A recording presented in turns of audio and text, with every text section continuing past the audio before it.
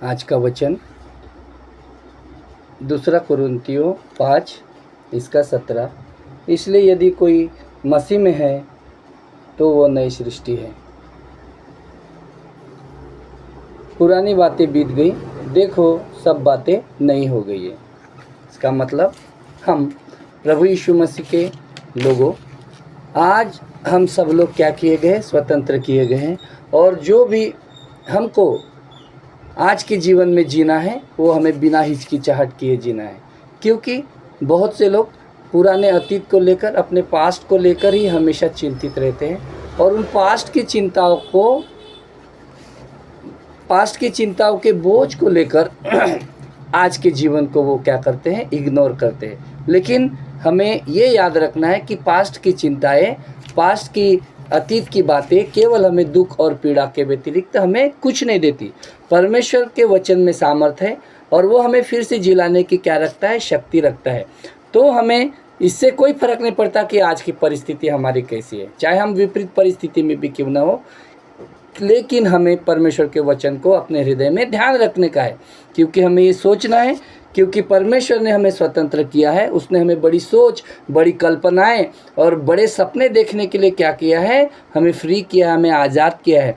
हमें अपने लहू का बलिदान देके हमें स्वतंत्र किया है। हम स्वतंत्र किए गए लोग हैं परमेश्वर के मसीह के, हम उसके लहू से हमें उसकी आज़ादी मिली है। हालेलुया। क्योंकि हमारे जीवन में अंधकार नहीं है, हमारे जीवन में उसका प्रकाश वास करता है। मेरे प्रिय, हम जहाँ भी जाते हैं अंधकार भाग जाता है और प्रकाश वहाँ पर आता है। मैं आपको ये बताना चाहता हूँ कि हमने जब मसीह को ग्रहण किया, जब हमने मसीह को पहन लिया, तब हम पुराने जीवन से बिल्कुल अलग किए गए, हम संसार से बिल्कुल अलग है। मेरे प्रियो, हमें इसी मानसिकता को बदलना है, हमें इसी सोच को बदल कर हमें अपनी नई बुद्धि को लेकर, अपने नए मन को लेकर और अपनी नई सोच को लेकर मसीह यीशु में आगे बढ़ना है। क्योंकि हम मसीह में हैं और हमें को यही ध्यान रखने का है कि हमें क्षमा किया गया है, हम पर कोई दोष नहीं लगाया गया है, हमें दोषों से छुटकारा दिया गया है। क्योंकि सारे दोष और सारे पाप को उसने कलवरी के क्रूस पर हमारे लिए क्या किया, उठा लिया। हमको केवल परमेश्वर की उस बलिदान को याद रखने का है,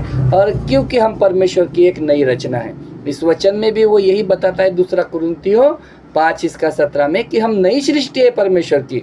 हम नए मसीह में, हम जो जन्म हमने लिया है वो हमारा नया जन्म है। हमें पुरानी बातों को भूल कर हमें परमेश्वर के वचनों को लेकर हमें आगे बढ़ना है।